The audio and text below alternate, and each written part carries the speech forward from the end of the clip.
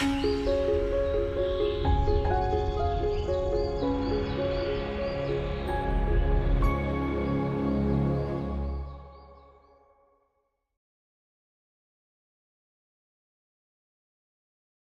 to a decade and a half ago, I got to move here, Wonderland, Yellowstone National Park, the place of geysers, hot springs, waterfalls, and grizzly bears. And for someone coming straight out of a master's degree in wildlife ecology, I was in my element. Each day was filled with magic, from the birth of a baby bison, maybe just the way the grasses moved in a breeze, or waking up in the morning to something like this.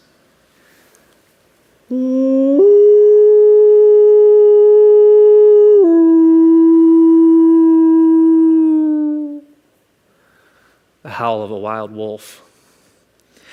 And for someone who's been an educator since the age of 12 and frankly capable of great harangue, there were things about this place I just couldn't articulate with words.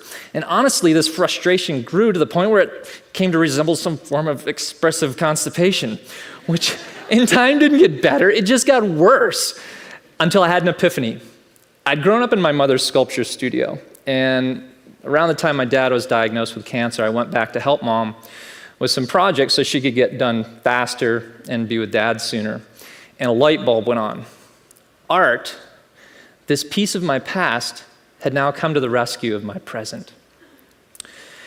I'd grown up with it. I'd been around it so long I couldn't even see it, like that sign on your back that everybody can read. But instead of saying, "kick me," mine read, "do sculpture." And so if I couldn't put something I experienced into words, maybe I could put it in this, some clay. And so the importance of art for me was made clear not long after. I was out in the park one morning on a bluff, and as I looked to the east, I saw a wolf out on that very same bluff. And it wasn't just any wolf, it was the alpha female of the Druid Peak pack.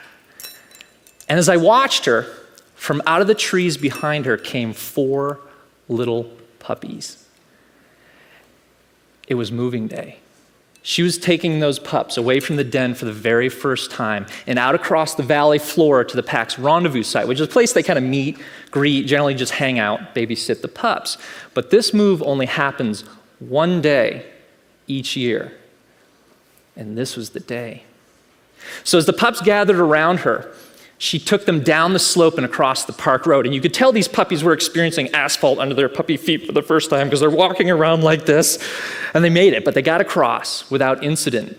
And likewise across the flooding waters of Soda Butte Creek, which was just beyond. Then they came to the Lamar River. It was a brown, frothing torrent at this point. And mom gathered the pups at the water's edge, almost as if to say, "Okay now, follow me, children." And she walked off across the river. The pups were like, "Yeah, right." And she turned around in time to see this one black pup lead all of the others in the opposite direction. Kids. Back across the river she went. And as she gathered the pups up again, she carried something in her mouth. A rock or a stick, but she used this object like a lure. Walking up to each pup, "I've got something for you. If you want it, you have to follow me." And back she gathered them at the river's edge. Again she crossed. Again she looked back and saw the pups walking in the opposite direction. Back and forth, 7 different times she did this. And eventually they went out of view around a bend in the river. But the next view I had of them, they'd made it. There were all 4 pups in a single line, like little soldiers behind their mother, headed for the rendezvous site. It was beautiful. It was cool in that way that I just could not put in words. But perhaps now I could put it in this. And so if we're going to use a medium to tell a piece of our story, we have to know its capabilities and its limitations. So do I need wire inside the clay?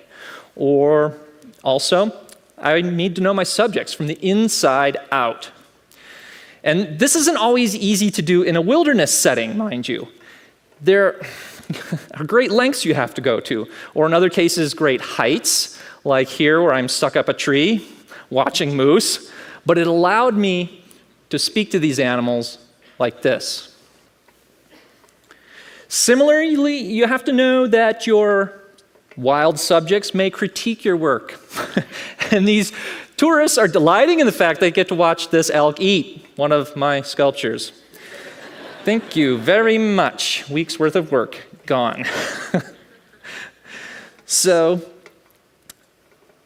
in that vein, was it a wolf or was it a coyote? Similar species at the heart of the river crossing story. Was it a coyote with big pointed ears and a small pointed muzzle? Or was it a wolf with a more robust nose and muzzle and more rounded ears? Or was it a Labrador retriever? Was it a male or a female leading those pups? How can you tell? Well, there's more to it than that. And you have to know it all to the point where it's second nature, literally at your fingertips. So while I've been talking here, I've been downloading, I've been putting all the information from every wolf encounter I've ever had into this one bit of clay and wire. So I ask you now, does it mean anything? This data, this raw information. And it might jog a memory for you or a thought about one of your own experiences, but for me, I would emphatically say, no. It doesn't get to the heart of what I experienced that morning in the park. So allow me, if you will, to make a few adjustments. And to be honest, it's not too tough to make a wolf. The challenge arises is when we try to infuse this thing with an inner landscape, to model in those elements that give it true meaning. This is where the true challenge arises. If there's anything we crave as human beings, it's meaning. And so this is where the art comes in. For me, that wolf was a metaphor from my own mother, my dad, wild places. And check this out. This is low on details. This is crude, okay? There's no eyes. There's no nostrils. There aren't even feet. Yet this is still filled with meaning. It's different, isn't it? Different than that first version. This sculpture for me was about looking out for the ones you love. It's about forging ahead despite the obstacles in life. And with a little more time and effort, a life-size bronze of this came to look like this. In the end, though, it's really not about clay. It's not about wolves, frankly, even about Yellowstone. It's about that vast, unspoken magic I feel lingering between my words and our world. If there's one gift we can give ourselves, it's to be conscious of this beauty that's around us each and every day. Second only to that is to share it with others, whatever your medium happens to be. For me, this very personal journey led me to understand the importance of the arts in my life. It is about sharing. It's about communicating in a way that nothing else can. I tell my story, but not just as an individual. It's as a member of a community, a culture, a species. I think of these artistic expressions that we bring into our world as a collection of relics that we leave behind for future generations. The arts are important. It's not just about making pretty things. Thank you.